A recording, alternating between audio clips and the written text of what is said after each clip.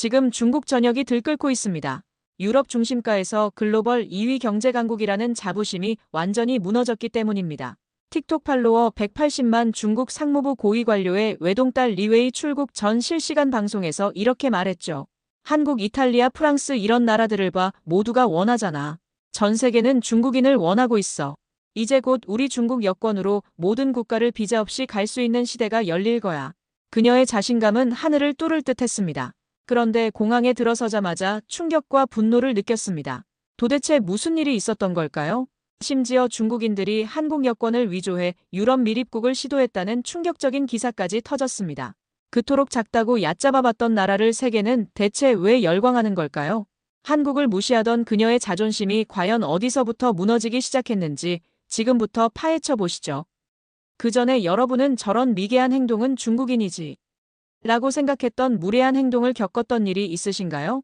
댓글로 알려주세요. 간단히 누를 수 있는 좋아요와 구독 알림은 영상 제작에 많은 힘이 됩니다. 그럼 이제 본격적으로 사연을 들어보겠습니다. 저는 리웨이 중국 상무부 고위 관료의 외동딸입니다. 틱톡 팔로워 180만 명을 보유한 인플루언서죠. 오늘은 제 첫 국제회에 참석을 앞두고 공항에서 실시간 방송을 시작했습니다. 여러분, 나 오늘 유럽 출장이잖아. 저는 화려한 공항 VIP 라운지에서 카메라를 향해 환하게 웃었습니다. 댓글들이 빗발치기 시작했어요. 웨이웨이 언니 부럽다, 명품 쇼핑도 해와 같은 찬양들이었죠. 그런데 갑자기 한국 이야기가 나왔습니다. 한국인들도 여기저기 보이네. 저는 고개를 돌려 주변을 살펴봤어요. 정말로 한국어가 들렸거든요. 저는 비웃음을 흘렸습니다. 거기 뭐 대단한 게 있는데지, 아직도 미군 주둔하는 나라 아닌가요? 실시간 좋아요 수가 폭발적으로 증가하기 시작했어요. 중국인 팬들이 환호하고 있었거든요. 바로 그때 채팅창에 일본어가 보였습니다. 일본 경제산업성 출신이라는 아야코라는 유저였어요. 맞아요. 한국은 정말 과대포장됐죠. 일본이 훨씬 기술 선진국인데. 그녀가 한국을 비꼬는 말을 이어갔습니다. 저는 더욱 신나서 맞죠. 중국이야 당연히 글로벌 2위 경제 강국이고 일본도 선진국 클럽 지칠 멤버잖아요. 한국은. 저는 손을 흔들며 무시하는 제스처를 취했습니다. 그냥 중간 규모 국가죠. 실시간 시청자가 6만 명을 돌파했어요. 댓글들은 완전히 열광 모드였습니다. 웨이웨이 최고야, 한국 따위가 감히 사회주의 국가도 아니면서 무슨 배짱 같은 댓글들이 쏟아져 나왔어요. 그 순간 카메라 한 구석에 한국인 가족이 잠깐 지나갔습니다. 아버지의 굳어진 얼굴이 보였지만 시청자들은 무시했죠. 저도 별로 관심 두지 않았어요. 오늘 이렇게 많이 시청해주셔서 감사해요. 유럽에서도 중국의 진면목을 제대로 보여드릴게요. 저는 자신만만하게 말했습니다. 제 주변에는 명품 가방들이 놓여있고 1등석 티켓을 펄럭여 보였어요. 아야코도 채팅으로 응원했습니다. 저도 곧 유럽 포럼 참석해요. 아시아의 진짜 강대국들이 뭔지 보여주죠. 저는 웃었습니다. 정말 기분이 최고였어요.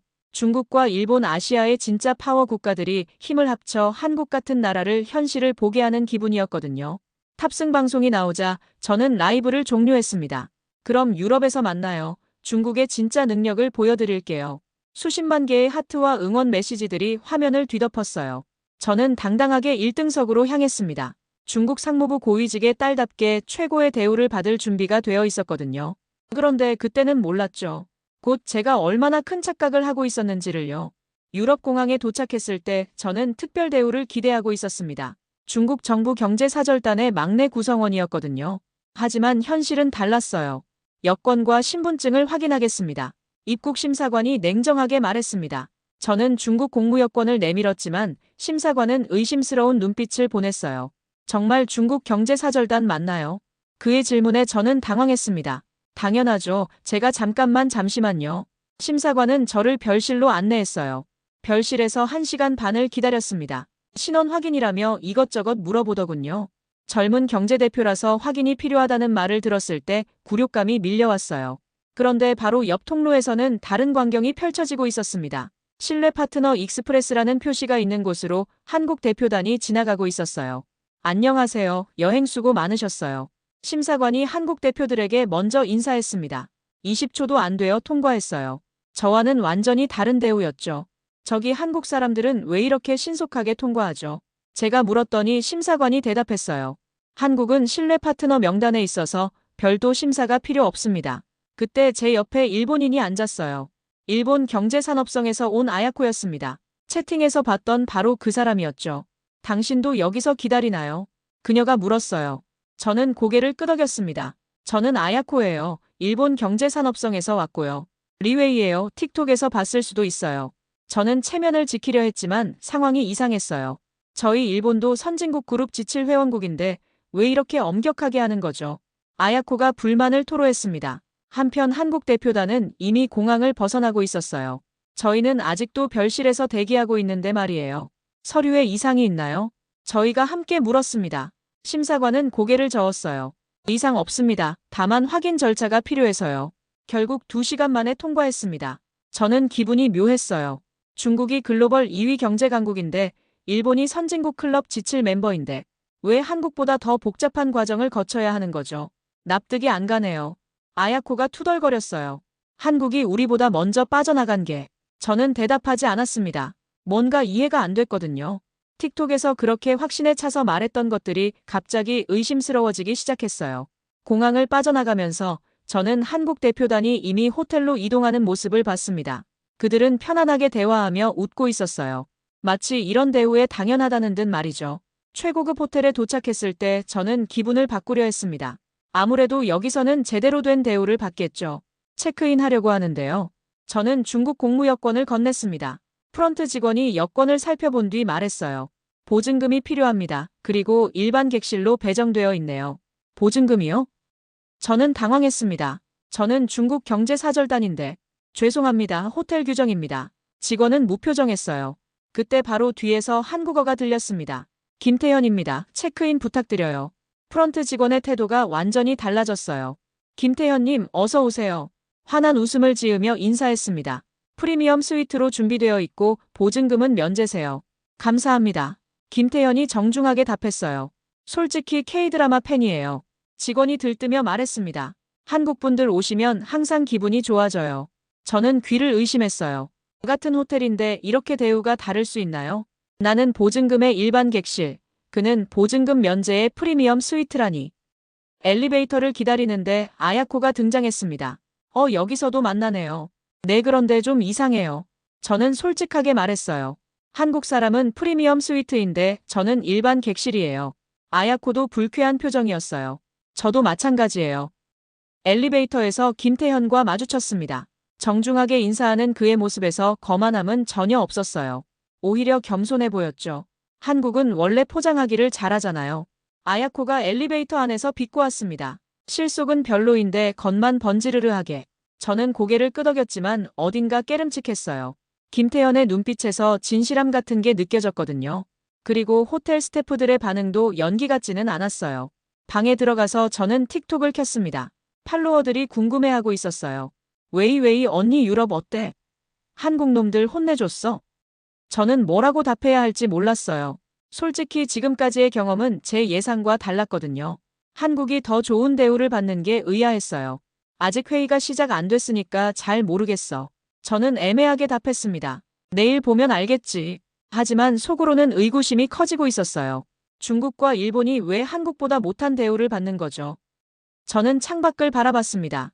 유럽의 밤이 아름다웠지만 마음은 복잡했어요. 뭔가 제가 놓치고 있는 일들이 벌어지고 있는 것 같았거든요. 아야코가 메시지를 보냈어요. 내일 아침에 같이 시내 구경 나가볼래요? 기분 전환 좀 해요. 저는 좋다고 답했습니다. 내일은 다를 거예요, 분명히. 다음 날 아침 아야코와 함께 시내로 나갔습니다. 기분 전환도 할 겸 유럽의 문화를 제대로 경험해보고 싶었어요. 미슐랭 레스토랑 가보자. 저는 자신있게 말했습니다. 중국 상무부 고위 관료의 딸인데 못 들어갈 곳이 있을까요? 레스토랑 앞에 도착했을 때 앞에 백인 커플이 있었어요. 테이블 하나 주세요. 그들이 말하자 직원이 바로 안내했습니다. 저희 차례가 되었어요. 안녕하세요. 테이블 부탁드려요. 저는 영어로 말했습니다. 예약 있으신가요? 직원이 물었어요. 아니요. 하지만 예약 없으면 불가능합니다. 직원은 단호했어요. 앞에 그 사람들은 예약 없이 들어갔잖아요. 아야코가 항의했습니다. 그분들은 다른 상황이고요. 직원은 더 이상 설명하지 않았어요. 저는 기분이 상했지만 참았습니다. 다음으로 명품 매장에 갔어요. 여기서는 돈으로 해결되겠죠. 이 가방 보여주세요. 저는 2,500유로짜리 가방을 가리켰습니다. 직원이 저를 위아래로 훑어보더니 말했어요. 비싸요. 저렴한 라인 보시는 게 어때요? 순간 모욕감이 밀려왔어요. 제가 돈이 없어 보인다는 건가요? 돈은 있어요. 이거 주세요. 저는 카드를 꺼냈습니다. 결국 가방을 샀지만 기분은 최악이었어요. 돈을 쓰는 순간까지 의심의 시선을 받았거든요. 카페에서 아야코와 이야기를 나눴습니다. 정말 이상해요. 저희가 차별받는 느낌이에요. 맞아요. 한국 사람들은 그런 대우 안 받는 것 같은데. 그때 옆 테이블에서 들린 대화가 저희를 경악시켰습니다. 요즘 중국인들이 한국 여권 위조해서 입국한다더라. 그래서 입국 심사관들이 한국말로 질문해서 판별한다잖아. 저는 충격을 받았어요. 중국인들이 한국 여권을 위조한다고요. 그럼 한국 여권이 더 좋다는 뜻인가요? 설마. 저는 중얼거렸습니다. 저와 아야코 모두 표정이 굳어졌어요. 한국 여권을 위조한다니. 저는 급하게 핸드폰을 꺼내 검색했습니다. 하지만 중국에서는 접속이 차단되는 사이트들이 많았어요. 저는 뭔가 중요한 걸 놓치고 있다는 강한 느낌이 들었어요. 그동안 제가 알고 있던 정보들이 잘못됐을 수도 있겠다는 생각이 들기 시작했거든요. 내일 회의에서 보면 알겠죠. 저는 불안한 마음을 달래려 했습니다. 하지만 확신은 점점 사라지고 있었어요. 지금까지의 경험들이 제 예상과 너무 달랐거든요. 한국이 정말 제가 생각했던 그런 나라가 맞나요? 호텔로 돌아가는 길에 저는 계속 생각했습니다. 내일 회의에서 답을 찾을 수 있을까요? 드디어 회의 당일이 되었습니다. 저는 중국의 위상을 제대로 보여줄 기회라고 생각했어요. 첫 번째 발표자는 한국 대표 김태현이었습니다. 의료 협력과 K-헬스케어 그리고 디지털 의료 기술에 대해 말씀드리겠습니다. 그의 발표가 시작되자 회의실 분위기가 달라졌어요. 구체적인 데이터와 실제 성과들이 쏟아져 나왔습니다. 코로나19 대응 의료진 파견 백신 기술 전수 등등. 한국은 지난 3년간 35개국의 의료진을 파견했고 K-헬스케어 모델을 42개국에 전수했습니다.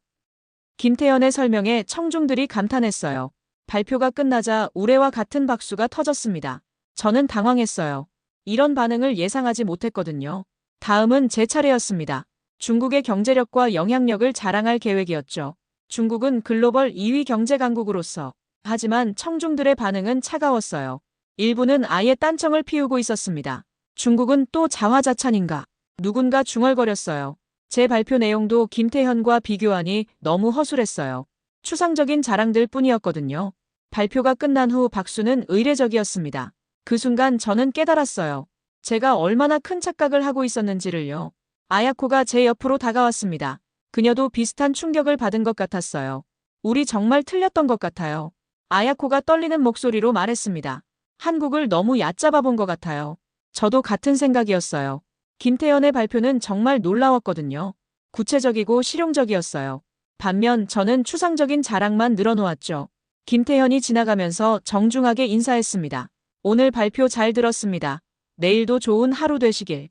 그의 겸손한 태도에서 진정성이 느껴졌어요. 거만함은 전혀 없었죠.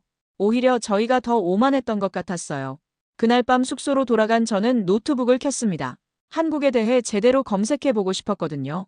중국에서는 차단되는 사이트들이 대부분이었는데 여기서는 모든 정보에 접근할 수 있었어요. 저는 한국을 검색했습니다.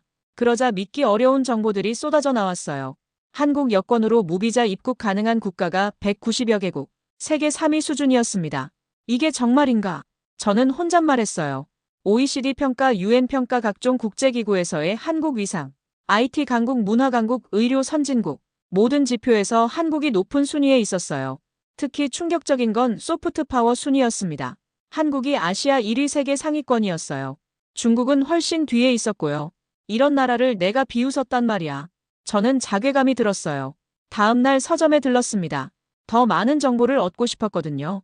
그런데 신문 헤드라인에서 충격적인 기사를 봤어요. 중국인 위조 한국 여권으로 유럽 밀입국 시도 적발. 기사를 읽어보니 더욱 충격적이었어요.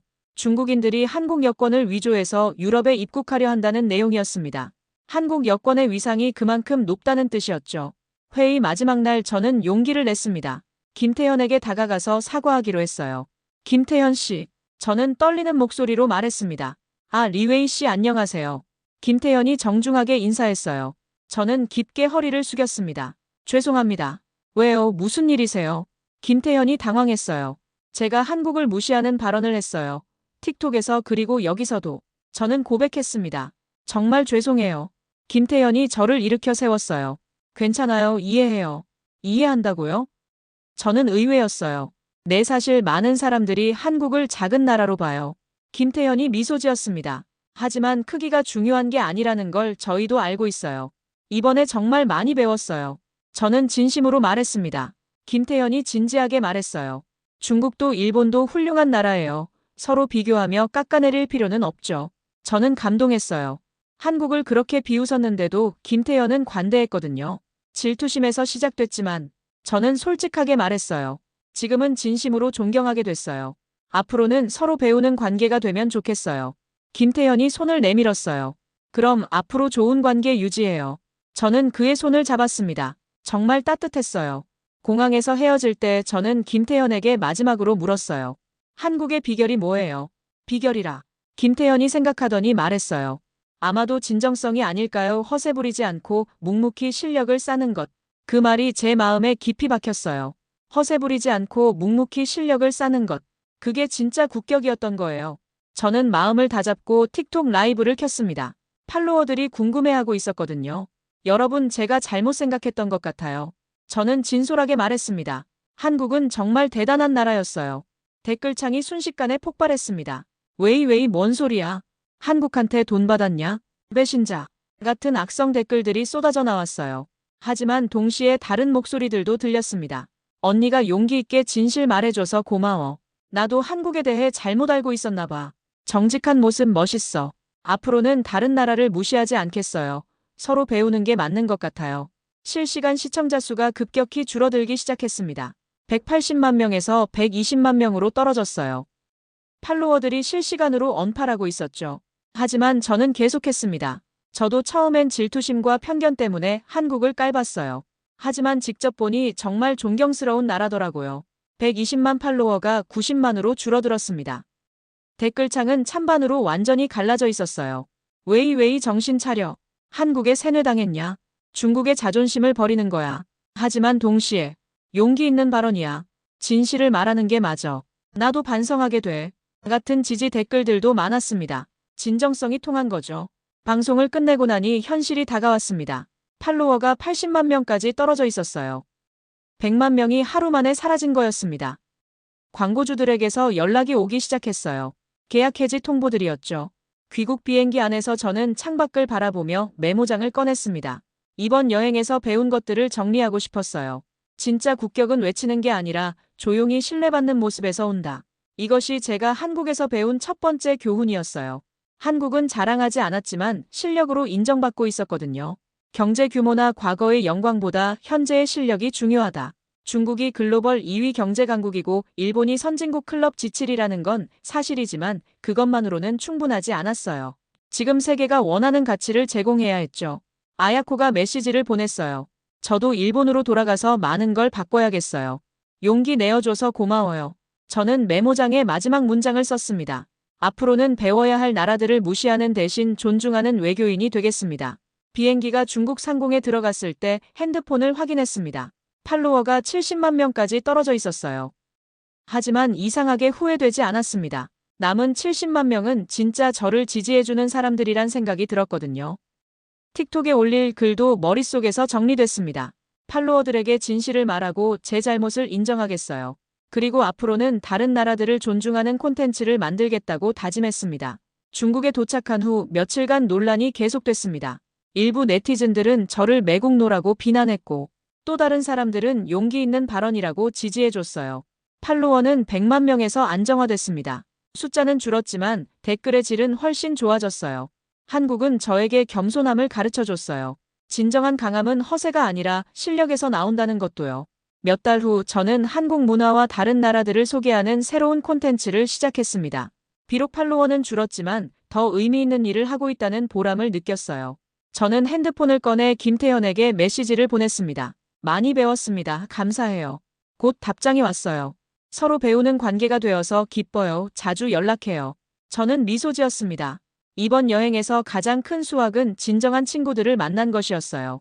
그리고 세상을 보는 새로운 눈을 얻은 것이었죠. 비록 인기는 줄었지만 진정성을 얻었습니다. 한 가지는 확실했어요. 다시는 다른 나라를 무시하지 않겠다는 것, 그리고 진정성 있는 외교인이 되겠다는 것이었습니다. 6개월 후 제 팔로워는 다시 150만 명을 회복했습니다.